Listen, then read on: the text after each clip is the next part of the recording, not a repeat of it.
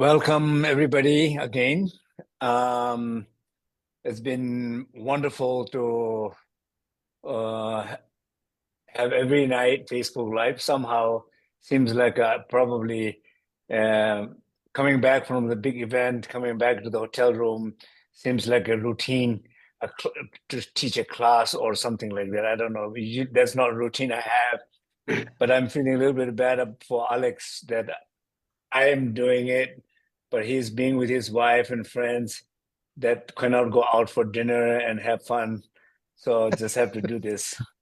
So thank you for accommodating that. So we have a wonderful day today.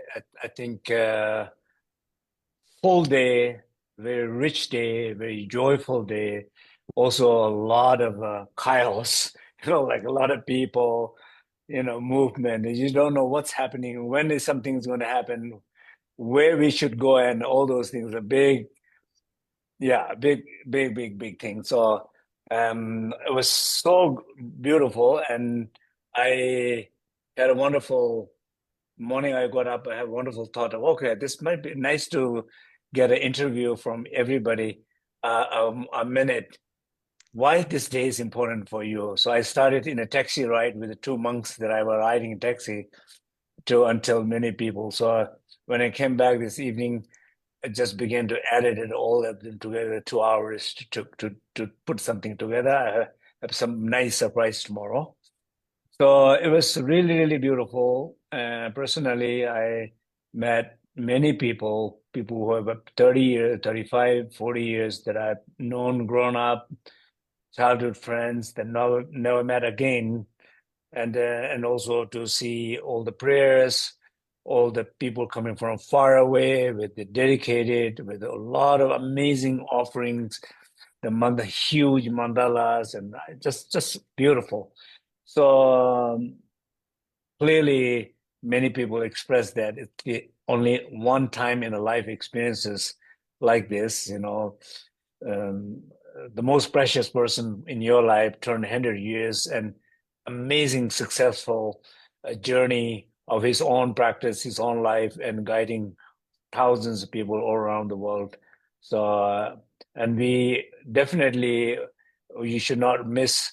Probably 7, 8 hours ago, we put out a video, first video. We have probably 7, 8 parts, but the first went out 7 hours ago, in which the letter from His Holiness Dalai Lama, His Holiness Tenzin Rinpoche, His Holiness Gadinti Rinpoche, His Holiness Chonang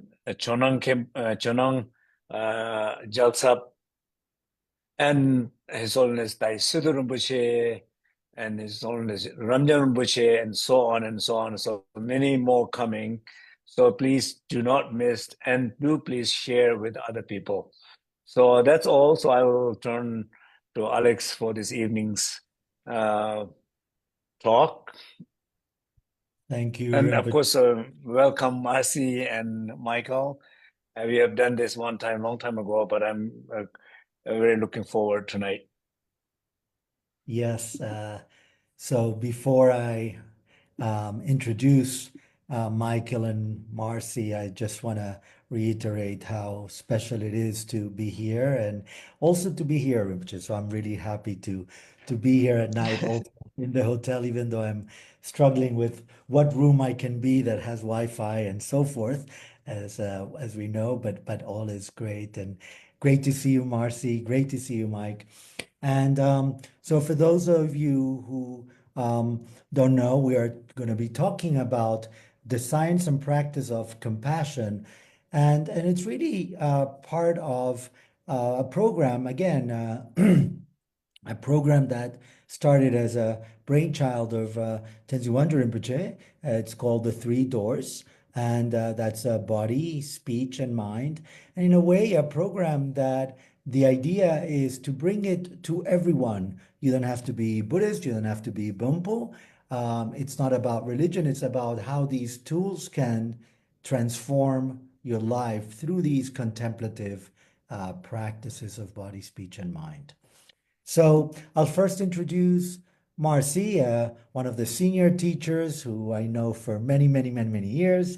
And she has practiced Tibetan Buddhism for more than 40 years and earned her master's degree in contemplative psychotherapy from Naropa University in Boulder, and where she also taught and performed in a dance ensemble.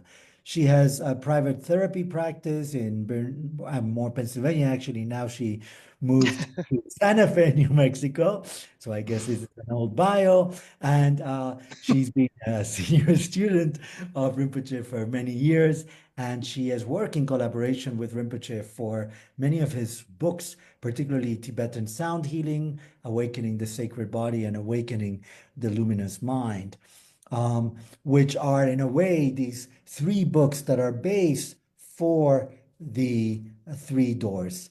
And as I was saying, she's a senior teacher in the Three Doors Academy and teaches throughout the United States, but also in Mexico and Europe on behalf of Ligmincha International. So Marcy, bienvenida. Thank you, Ali. And Mike, I've got to know Mike for many years now too, and he has actually been part as a participant in the Compassion Project that we'll mention in a moment, which is in a way a mini academy of the Three Doors.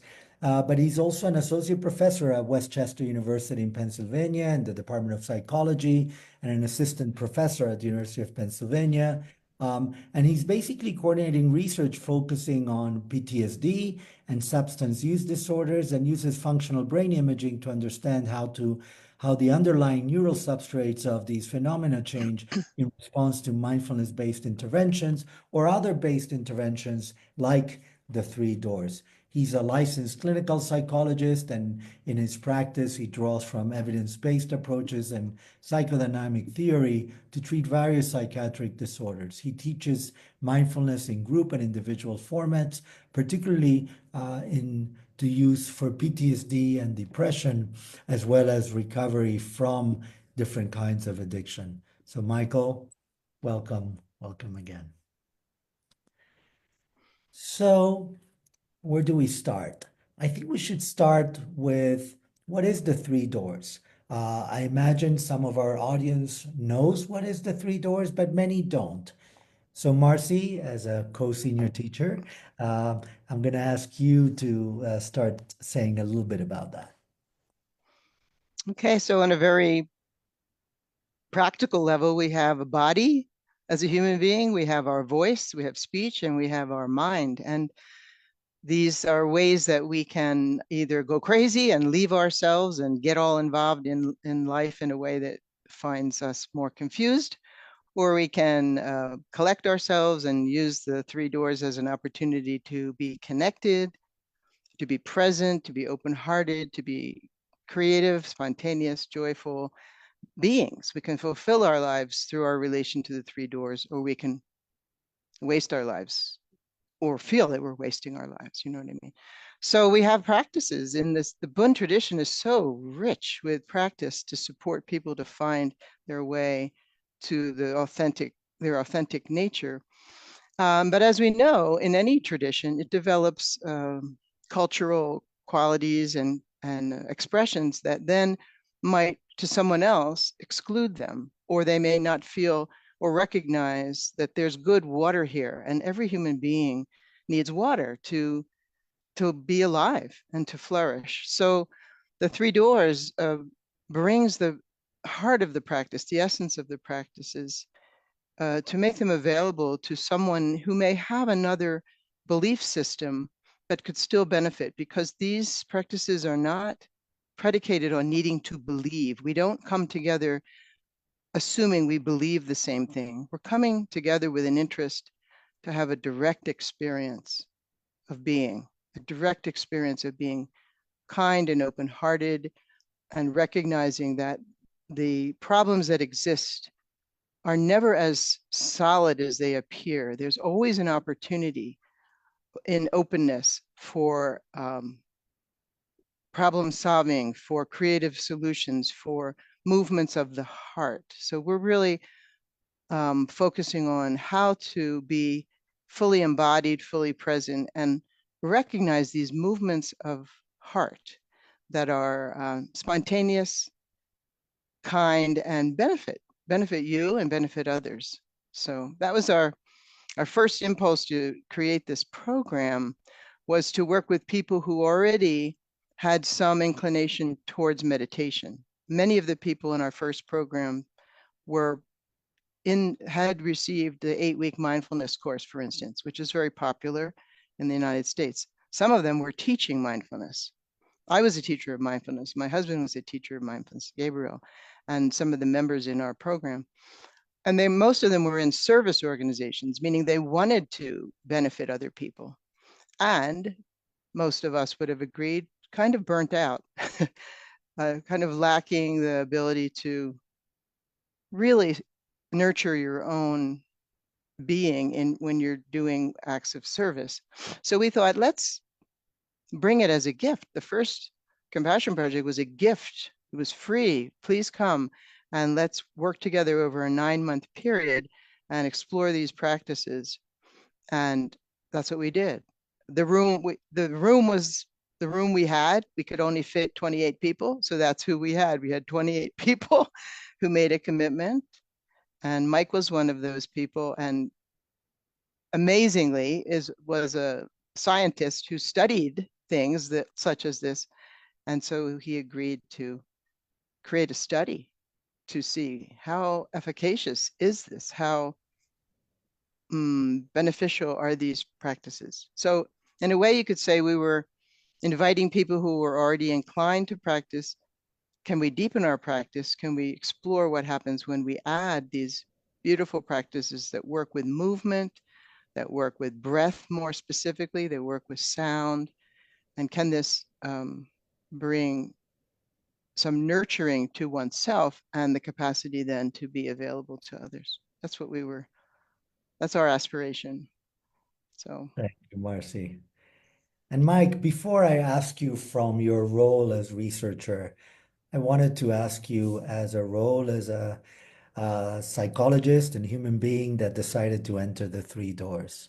So if you could share, if that's okay to ask, what drew you to become a participant in this compassion project? Yeah. So I was working with Marcy kind of like individually, with Marcy as a meditation teacher and just trying to get guidance and support on my practice. And she mentioned the 3 Doors Compassion Project, the 9-month program. And I thought that'd be a wonderful opportunity to kind of ratchet up some of the guidance and support I was getting as a meditation practitioner. And also, at the time I was teaching in the Penn program for mindfulness, and 2 of the co-teachers, 2 people that taught within that program, were also taking the 9-month program. So I thought it'd be great for us to kind of do this together and to kind of bond over it and just receive the benefit of participating in it. And it was kind of interesting because I had like a vague sense of what it entailed, but I didn't fully know. But looking back on it, I think it was probably one of the most influential, kind of beneficial things I've done for my meditation practice. I mean, I absolutely loved it. And I love the books. I still read them and reread them and buy new copies so I can kind of continue to write on them and underline stuff. But yeah, I absolutely loved it. I think it was beneficial back then, and I feel like I'm still benefiting from it today. So.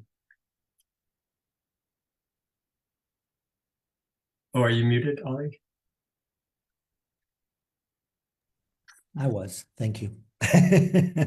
And I know that, it's great that you then hopped into the role of researcher, because Rinpoche has always been very interested in this area. And we've done some research before, but even before we started doing research, that's the part, in a way, if I could say, Rinpoche, the way that his mind works. He's always likes to measure, likes to test and make sure that what the texts say, what we experience even individually, does it make sense for a larger audience. So before I ask you about kind of as a researcher, if I could, Rinpoche, ask you a little bit of this interest, because I think it has impacted us all in Ligmincha and the 3 Doors, this interest of, yeah, can we measure these things? So, I think generally, as Marcy explained really well, that the ancient tradition and this wisdom tradition of Tibet, there's so much wealth, richness, depth in there. And then there's also wonderful cultural element to it, very, very Asian, Tibetan, um, so very, very specific approaches. You can see when you travel to Asia, when you go to the monastery, then you can see how much the element of culture is there. And sometimes it's absolutely beautiful and just beautiful, but it's clearly not for everybody. And sometimes it interferes somebody's entering deeper into a personal and experiential base, because you have to kind of do a lot of these rituals and a lot of ornaments around. And so for many years when I teach, I can see, but in the natural sense, I'm trying to teach the more to make it personal, make it experiential, make it, yeah, so that people can leave with something with them. There's something they can do and work on. And that kind of has been my approach. When I do that, I see in 5 days, people just begin to smile, begin to relax. You can see the changes in their face and mood and position of their body and so on. So that's how actually the secular approach of the three door kind of started. But again, it's always the same thing, that what you can measure is what you can improve. So measurement is, I see it's really, really important. Even recently, I've been talking about the tsampa and the sugar glucose, and now even though I'm in Nepal, I'm already meeting people in the hotel, in the sauna, monks talking about, are you're telling us not to eat tsampa? They already know, they have already watched the Facebook live, and many people on the people just talking about me. So tomorrow I'm actually meet two of the lamas. 7:30, I'm going to give them my uh, not the glucose monitor, where you put the needle. And I said, I bought one for myself, just testing with different foods, interested in measuring different foods. So I'm going to leave it to you, because I really don't need it. I know what my glucose level is. So I'm going to come and teach you how to use it. Then you use it, and then you tell me if the tsampa is good or not. Don't tell me what you think what tsampa is. So I love measuring everything. And then as many people know, I've been doing with the sleep, that people think probably I'm a little bit obsessed about it. And maybe I am, but I do feel measuring helped me to perfect my sleep. And what I was a year ago, what I'm now, it's big different. Thank you, Rinpoche. Thank you so much. Mike, let's move a little bit into some of the research that you've done, that I've been able to co-participate, and so I'd like for you to start maybe saying a little bit about the design of the study, if you would, particularly the first that we already have that paper published, and then I'd like to go into the paper that is about to be published. So, and anything else that you want to say, of course, about the research, but kind of this impetus of doing the research and how you thought, okay, we're already in the middle of this, but it'll be great to research. How do we use it, and give some ideas to the people how that study was done? Yeah, sure. So, yeah, for the initial project, yeah, it was done like fairly quickly, because it was like, a 9-month program. So it's like, well, let's do some self-report measures. Let's like use some well-validated questionnaires to, see if these things change on a monthly basis, and then we can kind of be curious about how and why they change. So with that, we didn't want to start that after the group started or wait till another group started because it was 9 months. So several of us, I think you were included in that, Ali, Marcy was obviously included. We like talked about some constructs or topics that we wanted to measure.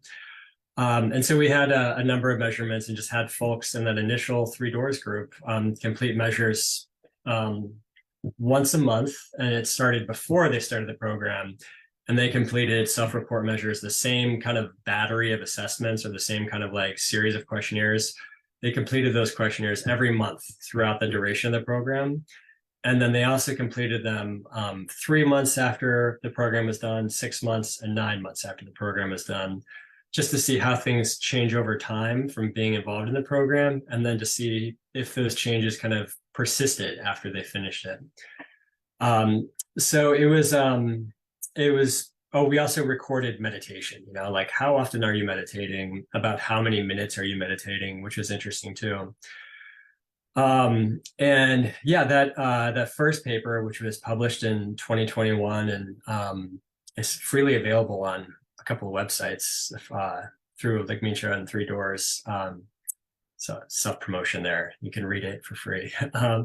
But we found that, over the course of the program, there was incremental improvements. Like each month there was improvements on measures of like depression. So kind of like your mood and feeling a little bit better, perceived stress. So kind of like reducing your stress, and then also improvements on mindfulness. So kind of being present, being aware, being non-judgmental throughout the course of the program. And also that the frequency with which people meditated was kind of associated with those improvements.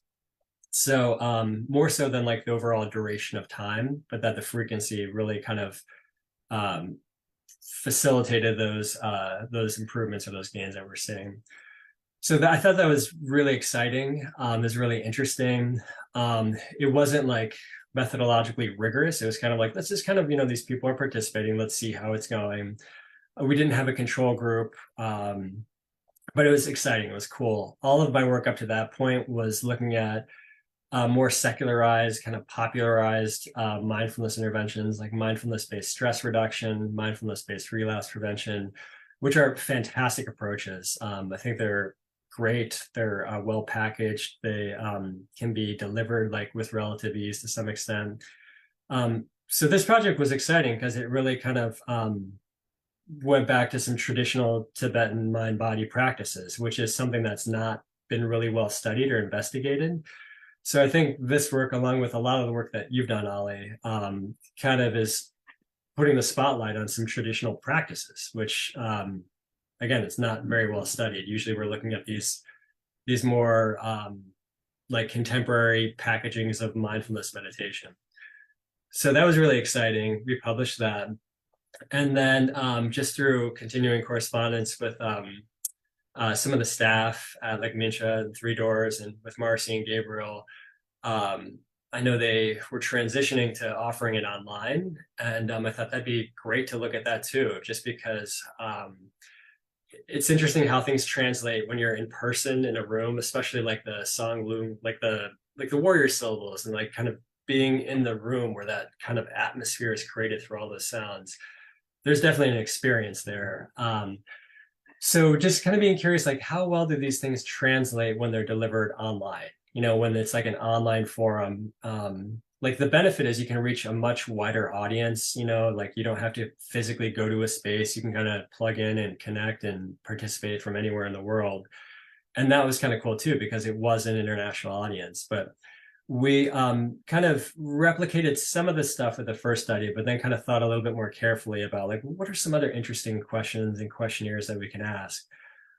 So we kind of modified our assessment battery a little bit and have collected so far data from 2 cohorts. So I was looking at the dates. I think it was the first or second one that was done, but it was one from like,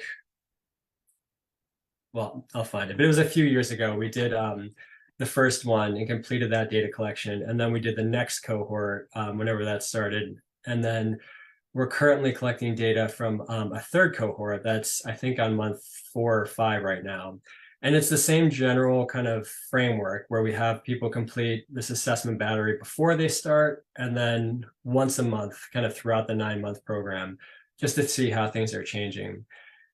And it's pretty, again, I'm excited about it. Kind of nerdy in that way of like collecting information and data on this stuff. But we collected some of the same things like compassion, like is your kind of self-reported compassion growing? Also your self-compassion, how do you feel towards yourself? Like, how is that shifting? How is that changing? We're looking at mindfulness again, just because that's, we want to see like how that informs the other elements. And then we looked at something called like flourishing, like to what extent do you think you're like really thriving in your life? And then we also included a measure that's looking at what might be considered more advanced states of meditation. So, and that's where I'm really interested and excited, because we're in arguably what's considered like the third wave or the third phase of meditation science, where we're kind of beginning to look at some of these more traditional meditation practices. And we're looking at individuals that are like a little bit more advanced in their meditation practice. So different from mindfulness-based stress reduction for somebody that has no meditation experience. It's like, sure, we can see that they benefit, right? They benefit from becoming aware and not judgmental and developing their own meditation practice. But going from not meditating at all to meditating, we can see how that benefits people. But now the meditation science literature and movement is kind of beginning to consider, what about folks that have like long-standing meditation practices that are kind of engaging in some of these with a degree of intensity, that spend a lot of time in meditation? Like, what is that doing to their consciousness? What is that doing to their mental health? What kinds of experiences are they even having? And of course, like, the Buddhist literature, the Bön literature, there's extensive writing on this. I always feel like psychology is like 100 years behind everything with Buddhism, but it's like with the science, we're trying to investigate some of these phenomena and see like what is going on and how does that associate with wellness and mental health and psychological insight.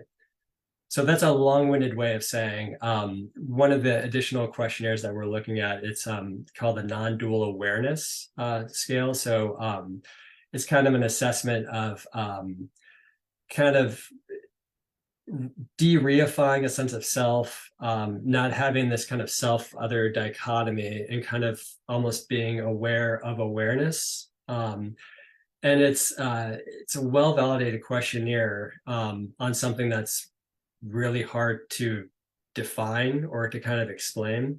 So it's a pretty cool questionnaire, and it's looking at that with the idea that this kind of like self-transcendence or non-dual awareness is in many ways reflective of some of the ideas in the three doors, like inner refuge, or like Rigpa, or kind of like some of these aspects that are promoted through the practice. So we're looking at that too, which I'm really excited about. And we haven't published this paper yet. I've been bucking you, Ali and Marcy, saying like, hey, can you guys review this draft? But the paper is pretty much ready for submission. So we'll submit it maybe even tomorrow. But the results for that show that like we see increases, mindfulness is increasing, flourishing is increasing, compassion and self-compassion is increasing. And we're also seeing that this quality of self-transcendence or non-dual awareness is also increasing, which is important and interesting, because now we're kind of beginning to look at these more advanced altered states of consciousness to see how are those changing in response to participating in traditional meditation practices. So that's kind of what we're doing now, and it's really exciting. And I could talk for hours about it, but I'll kind of leave it there for now. But that's where we're at now, and there's lots that we're thinking about and excited about in the future too. So thank you, Mike. And I feel there's a lot to unpack, and we slowly will. But yeah, it's really exciting, and Rinpoche, it brings me back to a conversation that we had when we started research with Lorenzo Cohen, and he actually asked you if you could measure anything, what would you measure? And your response was open-heartedness. And I remember that Lorenzo said, well, that's not easy to measure yet, but it's good to think in that way. And I think we are seeing that the measurements that, we spoke about 20 years ago are different than now. And Mike, what you're talking about, these non-dual awareness, for example, is really a great aspect, particularly as we think of more advanced meditation components of this. So I also want to, I mean, you mentioned many things that maybe I would like Marcy to unpack. And for example, you mentioned warrior syllables, inner refuge, that maybe for us are common parlance, but maybe not for the whole audience. So, Marcy, I see that behind you, you have some of those warrior syllables. And so maybe you want to start with that. Sure. Well, even as Mike was talking, I was realizing, oh, absolutely. The heart of our teachings is the inner refuge, which is predicated on that one can discover in any given moment, because it's already here, a state of openness that is naked of concept, and it's perceivable directly with naked awareness. And when you embody that perception, when you recognize that you're open and aware, there's a movement. It's dynamic. There's a movement of heart. It connects you with others. And so your capacity to be present in the presence of expressions of others, no matter how wacky they appear, is a strength. It's a power. It's a capacity. Compassion is a power. It's a superpower. It's not just oh, I'm a nice person. That might be only one face of compassion. It can be fierce. It can be strong and courageous. So we train ourselves to create, in the beginning, we train for a certain stability of focus. So we're not just blown by every thought that goes through our mind or someone else's speech, so that we can perceive directly the openness of being. And that is symbolized by ah, the sound ah. That's the first calligraphy behind me. And we sing it sometimes in the Compassion Project. We'll sing it and then just allow that sound to support us to connect with the openness that we already are, actually, no matter what appears in it, because openness doesn't preclude anything from appearing. It's referred to as the mother space that allows all phenomena, right? So, but I may not allow all my experience. Something arises, I don't like it. Something is too loud, I contract. So we're learning to trust that we could open in the presence of whatever appears and allow it. That's just the first step. It's a big, big step. But and often you'll hear the instruction will be like, breathe out and rest, allow. And that word rest doesn't mean go to sleep, although sleep is a whole other topic. It means to rest in openness, aware, connected, present. And so this instruction is simple, but the process of engaging it is very rich. And one of the things we do in the way these teachings have come into the West is we gather in small groups and we describe our experience to each other. That was never done. For 40 years, I had other Tibetan teachers. We never talked about our experience with each other. Rarely. You talk to your teacher maybe, but you don't. But we do. We bear witness to each other's experience. We listen. We feel how it is to hear someone else's voice, to hear your own voice, try to match your inner experience. That's also a practice. Speaking in a way that is authentic to what your experience is. Sometimes it takes some undoing. We're shy to do that as people. But the effect of doing that together is robust. You develop a robust capacity to be present to a variety of experiences in yourself and others. So anyway, the process of transformation is also at the heart of the three doors, is you realize I am reacting. I don't like that. I just heard something I don't like. So we don't leave it there. Oh, I should be a nice person. We say, oh, who is that me? There's a me there that reacted. And that me is separate from the openness. I have separated myself out through aversion or through my fear. And I want to be so present with that sense of me that I can realize it's impermanent. It's not truly who I am. In the moment, it feels very convincing. But if I bring open awareness to that sense of me and rest, and then something else moves, a tenderness or a kindness or a movement that my reaction didn't allow for.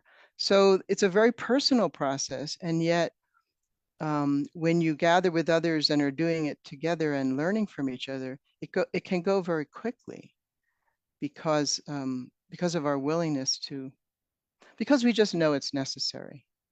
We just know as a species, we're not doing a good job. We're not caring for our planet. We're not caring for each other. We're incredibly intelligent. All of our resources aren't being well used to really flourish as a people and care for other beings. So that is kind of the heart of the motivation. But how do we do that? We have to look directly at how is it occurring from in this moment for me? And then we have to look at that me and feel, can that me find that even greater resourcefulness that's available in open awareness, which is non-dual, which is before we create me and you, and then all the stuff that goes on between me and you. So non-dual awareness, it's not a very beautiful word. It's not very mellifluous, non-dual awareness. It's not as beautiful as singing ah, om and hong, which is very beautiful. But they are pointing to the same ground of being, right? And it connects us all. So I'm all for it, Mike. I think it's really thrilling that we're doing this. When I was an undergraduate, I worked in a laboratory where we measured the EEG of babies. So we'd bring babies in and show them pictures and watch what their brains did. And they always liked to hook me up. I always got hooked up as a demonstration to show different brain waves. And I was always interested in that. But the quality of what could be measured was kind of gross compared to what can be measured now. It's much more sophisticated, what we can look at, what we can study. So I was too impatient to wait around for that to change. I just went right into meditation. I thought, well, this is a quicker path. I'm not going to wait around for the science to catch up. But it is catching up, and that's really wonderful that some of these more subtle states of being not only can be measured, but the measurement can support someone to discern how to get closer to it, how to make changes in my behaviors, which are necessary, right? So anyway, I don't know if I answered your question, Alejandro. I think I kind of went off. Yeah, I think, yeah, but you stayed in the hour, which is perfect and related. That's just the beginning. Then it goes from there. Yeah. Yeah. And Rinpoche, I wanted to go into an area, let me see if you want to.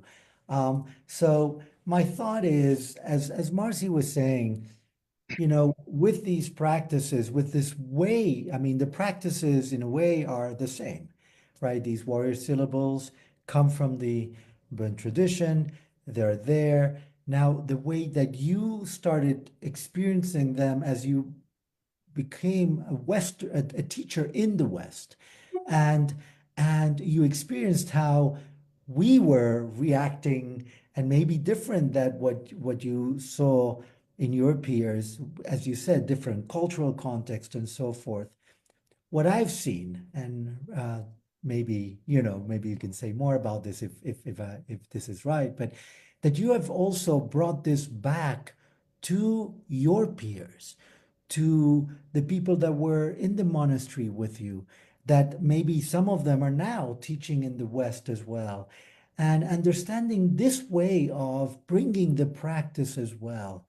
Is this something that you want to share today in how because from what I've seen, it has affected you in such an incredible way in the way you bring the teachings to us. But I also see how you bring it to other teachers in the Bön tradition.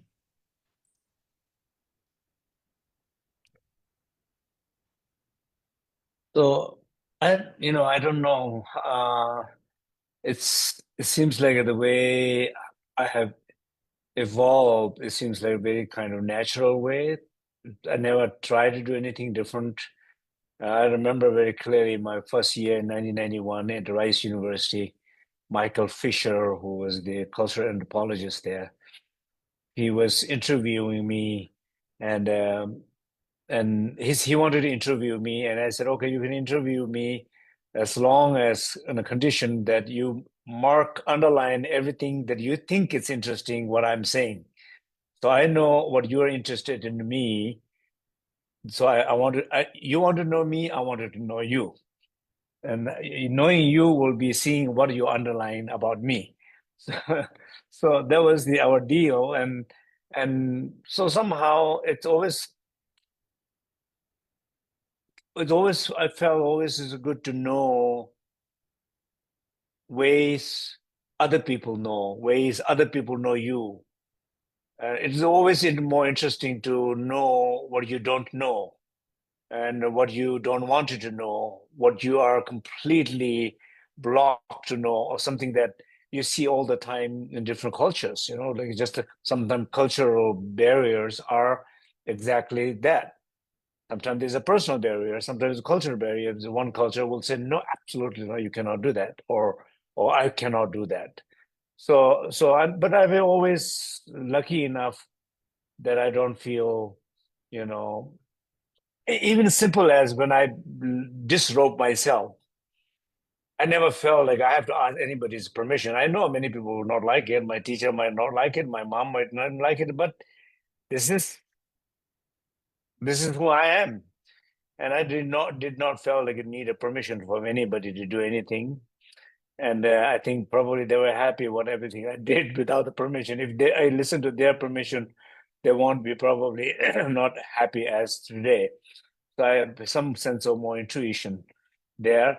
But other people do know, like sometimes people feel like I cannot do this because of our culture. I cannot do this because of my parents. I cannot do this because of my teacher or something.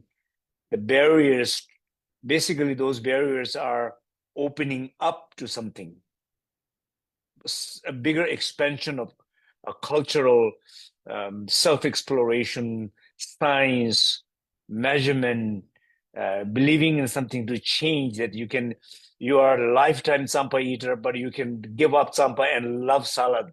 And those transformations seems like a very, very simple thing. But I know I've been meeting last couple of days people who would never cannot believe that. They said, even today I have a big conversation with two of lamas here and said, no, tsampa, no way I can give up tsampa. I'm not saying give up tsampa, but I'm saying understand the effect, moderation, how you eat, when you eat, and so on and so on. You see, so these are the things that I believe that I think it's good to explore opening and opening and opening and opening. I mean, that's what the practice is about. When we think about non-dual, so there is actually a state called non-dual, boundless awareness, omnipresence of awareness. And there is there, but our journey toward that is every time you break one boundary, it means you're closer to it.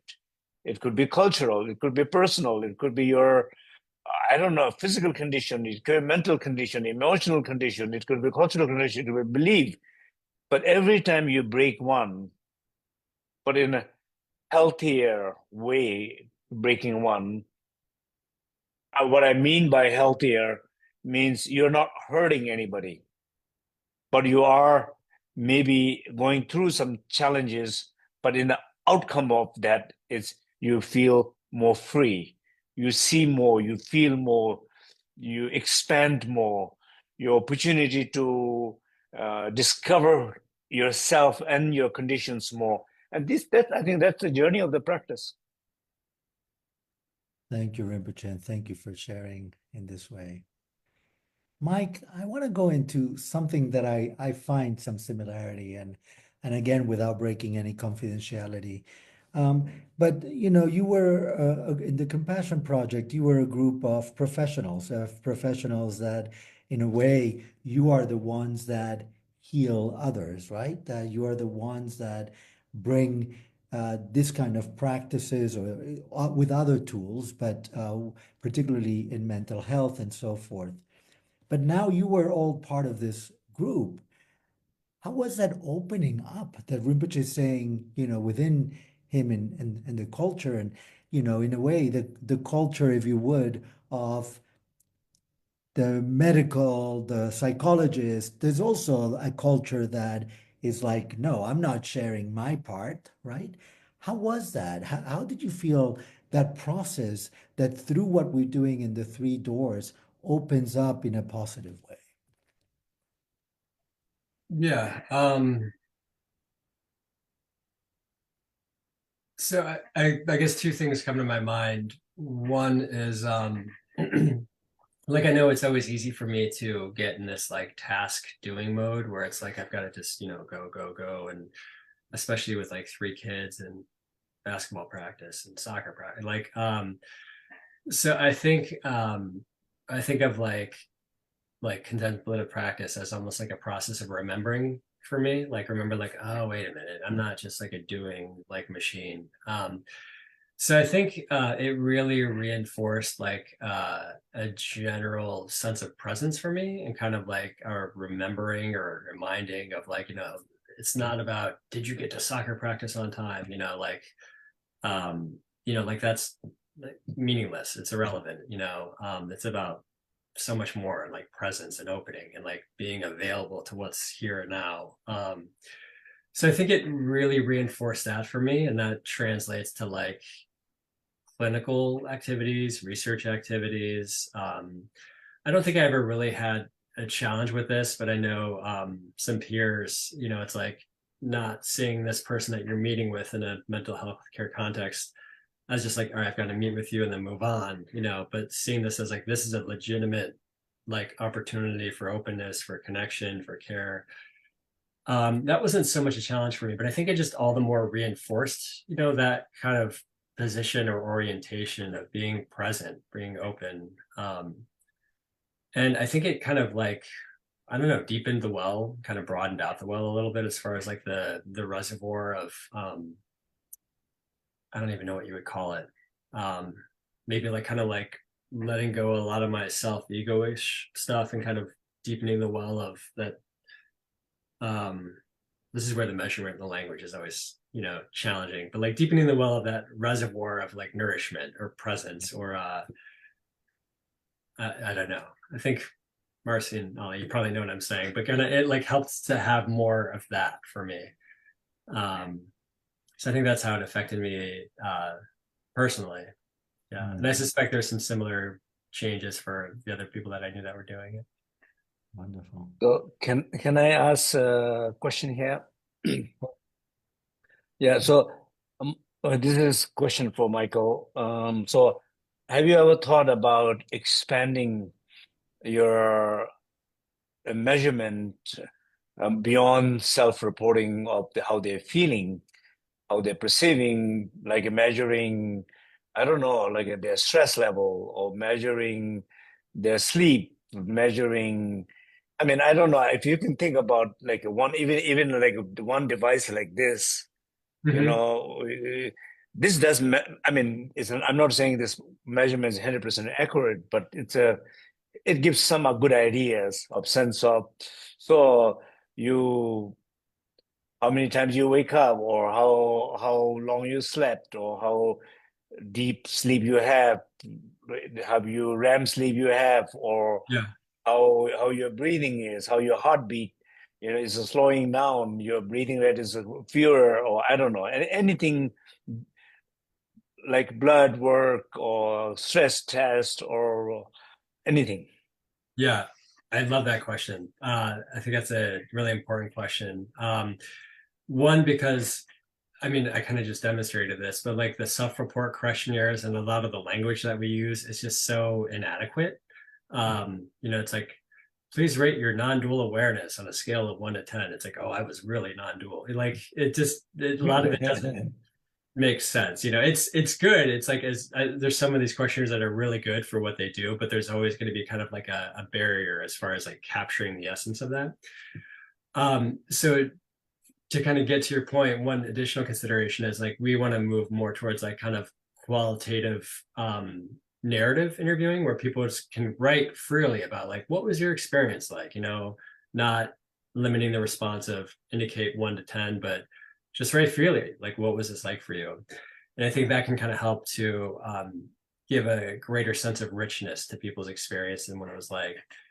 But to your question, like I think maybe one simple thing could be the hours of sleep or quality of sleep they have, And with that too, so I used to do a lot of that, Marcy. I also have the experience of working in lab and having to wear the cap with all the gel and stuff. But yeah, so I'm currently kind of working in a lab where we're doing some of that, and it's a different application. It's not meditation, but where we're using a wristwatch to measure things like your heart rate, where it can measure things like sleep, like how much sleep are you getting, like how many steps are you taking, how active are you? And I'd love to kind of explore that further, like some of like the wearables that you can do. And then also, this would be like not a continuous measurement, but there's a person that I'm working with that's using something called FNIRS or functional neuro. I'm not going to get it right, but so basically what it is you wear like kind of like a headband, and it wraps around your head, and it's not anywhere nearly as invasive as EEG, but it uses light sensors to kind of assess lots of things going on in the brain. And it can assess like blood flow. It can assess like the oxygenation of blood, the deoxygenation of blood, blood volume, blood flow. And I think it would be incredible if we could also look at that during some of these experiences when people are meditating and doing some of these things, particularly at the latter half of like the Three Doors project, when they're kind of like maybe beginning to be a little bit more stable in some of these states. But yeah, to your point, any kind of biological measure I'm really interested in and would love to kind of couple that with their narrative written responses and couple that with like kind of their self-report measures just to see how everything, overlaps. We are kind of currently exploring some possibility with in Europe, like some longevity clinics, like at least maybe 7, 8, 10, up to even 10 different clinics around Europe, and to see having maybe 200-300 people, putting them into basically sleep program. So that basically to see how less they're getting sleep, how much they're improving, how fully they every night they are getting, at least according to like a Whoop, for example. We are thinking of involving the company also with it. So your sleep need and your sleep, many times people don't feel that, right? Okay, half an hour missing. Some teenagers are missing 7 hours of that they have to pay. That's a long time to catch up to things.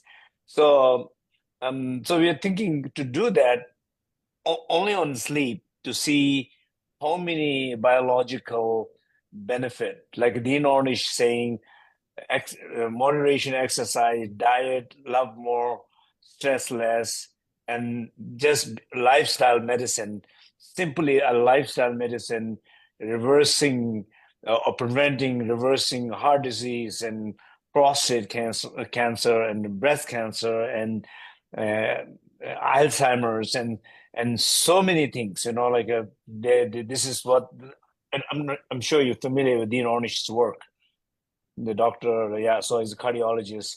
So he does that. So I was thinking it would be really interesting to look only sleep, to think that, okay, if you work on your sleep, you don't have to exercise. Those who hate exercising, you don't need exercise.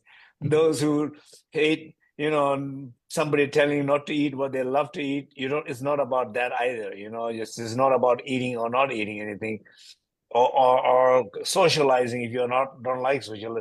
But it's really like just even sleeping, how much many biological markers, longevity markers, aging markers can be changed.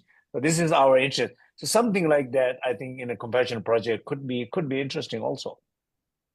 Just Yeah. really, Like really complicated, quick. yeah. I think way back when we were initially going to do the very first one, we were guilty of having so many measures. We probably had like 2 and 3 hours worth of questionnaires, and one of them was sleep, which I think a couple of us were like, it'd be so interesting to look at their sleep and how that changes over the program. But yeah, I think that'd be fascinating to do that in some way. Yeah, and I think what we're also talking is that it becomes more robust to see the different kinds of measurements, right? Like subjective, objective, qualitative, and I think that will be great to see, and we can see more in the Compassion Project. And in terms of the dialogues, in 2 days, actually, on Saturday, we are going to talk about these measurements on sacred longevity, living well, living long and beyond, with Dr. Mauricio Ovon, with Dr. Lorenzo Cohen, and with Joanna Ban. So more on that coming for our audience. Maybe Alex, maybe Mariela. I think Mariela is hosting our It is, she is, conversation, she is. and so maybe Mariela. I don't know if she already have access to the articles which was published already, and if not, maybe Mariela, if you can, find maybe next day or so the article and maybe give access on a chat in the comment section. I think that would be great, so people know, if they want to read. Yeah, Great. that's all. Yeah, no, thank you. That's great. And we can also, if we can't do it today, we can research and maybe put them tomorrow. Um, I had one, I know we are kind of getting to the end of this in conversation. It always seems short. Um, but I wanted to mention one more thing that might be interesting, which is, the first research was of a group in person, the second one was online. And I know now, with after COVID, online seems so normal. And yet again, it's so nice to be in person. Now, Marcy, I wanted to ask you, as one of the teachers, right? How was that to really bring it from an in-person, and knowing you, who likes to be in person, how was it to do it online and to be able to see how much of that can translate, if I can use this word, online? Yeah, I was hesitant at first when it was suggested. This was before COVID, when it was of necessity we went online. Someone suggested, why don't we do the Compassion Project online, rather than, because we had a limitation of how many people we could serve in person. And I was resistant, like, why would we do that? However, I have to say, in the doing of that, I was amazed at the felt sense of being connected. And particularly for me, when I would hear people, when we would be gathering and then we would go to give voice to our experience, there's a phenomenon of hearing someone around the world speaking of their intimate experience, and it created a sense of a large embrace of humanity, of existence, right? For me. Anyway, so I was very encouraged by that we could do this together and feel, even through this means, that you can feel and sense and be present in an expanded way through this vehicle. So I was very encouraged by it. It didn't give the same, as Mike was saying, we didn't get the same yummy feeling when we all sing ah or om together. And then there's this silence that we're resting in that is so rich and palpable and fertile and expansive. So you don't get that same yummy support. but that doesn't mean it has no efficacy. And over time, it becomes even more sensitive way. So I feel it's great. We should use it and take advantage of it. It's available to us. And when we do have an opportunity to get together, there's nothing like that. I mean, we really should honor that as well, to the Yeah, I extent that guess we're it's able. not like a one versus the other, you know. Yeah, So when you have opportunity to do in person, for sure, you take that opportunity to do it. But there are a lot of people who cannot do it. right. But then you exclude if you say only in person is important. So you're again, once again, it's more inclusive by doing online. I mean, even our conversation, we want to be able to do it in Kathmandu or Philadelphia or New Mexico, but we are doing it online. You know, even Right. Alex, Right. we're spending more time here than in person in Kathmandu. You know, we're just saying hi. That's it. But here we're just talking. You know. Yeah. Yeah, and actually what's really interesting in this field, and Mike, I wanted to ask you more of this because, not only here, but there's a lot of research going on into making programs that are becoming online and measurements. And it's quite interesting to see that the efficacy still remains pretty Mm. much at the same level. Am I right in this? Do you want to share some of that? Yeah, I mean, I think that's a big literature to kind of summarize. And I'm sure there's like caveats and nuances to it, but yeah, I think that's the general trend. Is it seems like a lot of this stuff is still translating online. So yeah, that's really encouraging because I think that means that we can bring more people together from more distant places and kind of, engage in teaching and learning in that way. Yeah. And in fact, what Rinpoche was saying too, this kind of hybrid model. And so, as we say this, actually, I'm going to do a little bit of advertisement. For example, that the next academy in South America, we're doing it hybrid, right? Partly because of this difficulty of this, but also monetarily and so forth. And so we are starting this September, and the first one will be in person. Then 4 of them are going to be online, and the 6th one would be in person again. And so again, these possibilities that online and in person brings us.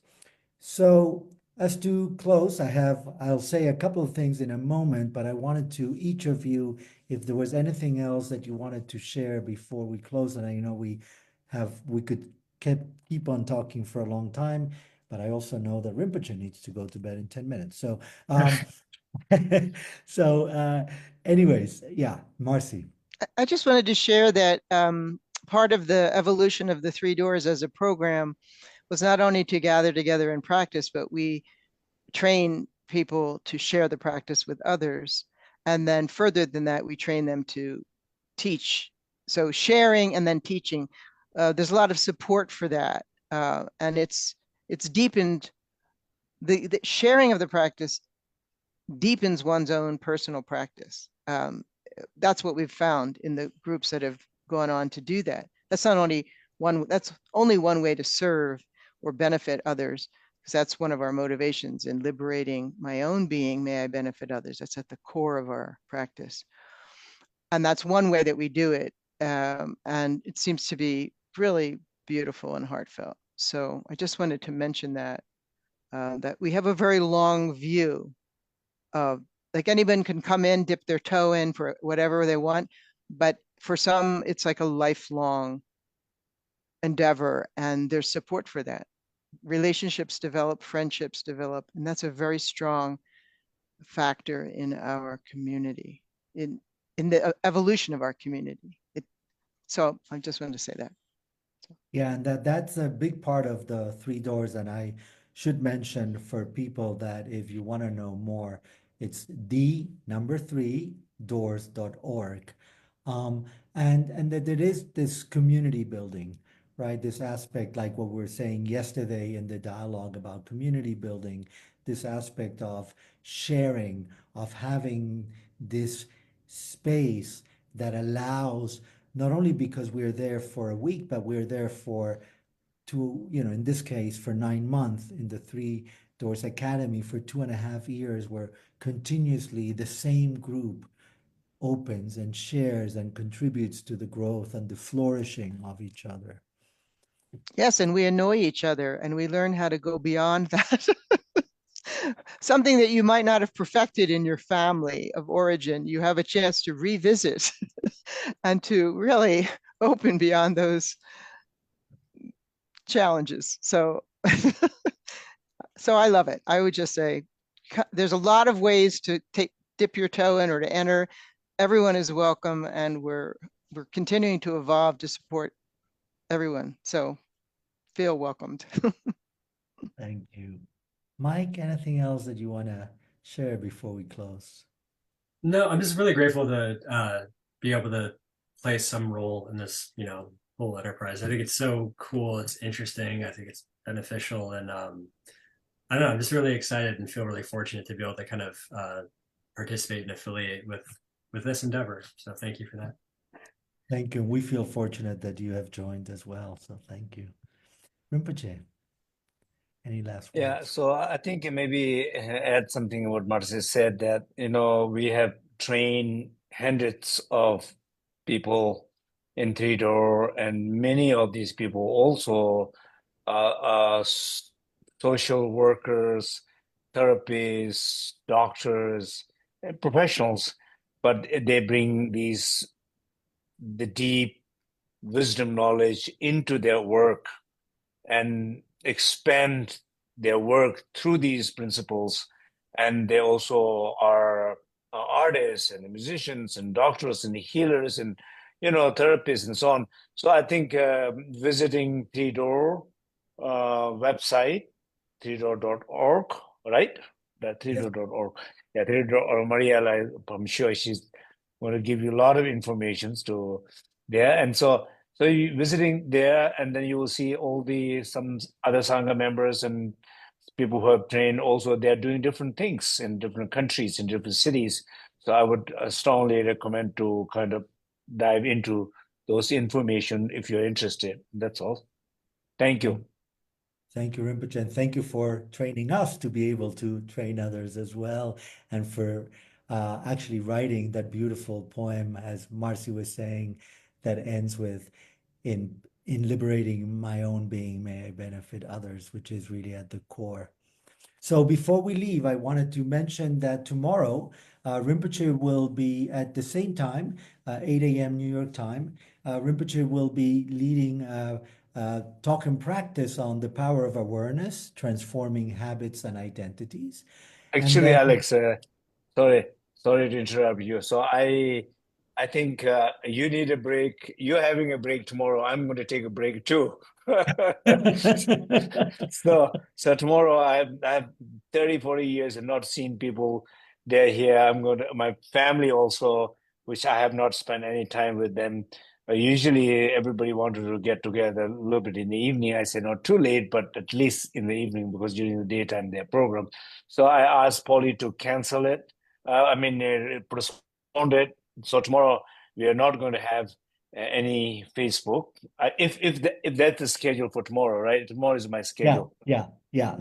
So we will not going to have anything, but instead you will see a lot of things on the Facebook, new parts of the video celebrating Yongdzin Rinpoche's birthday, and birthday wishes by many different lamas, and different artist groups are singing songs, and there's a lot of activity on the Facebook page. So please visit and share them. Yeah.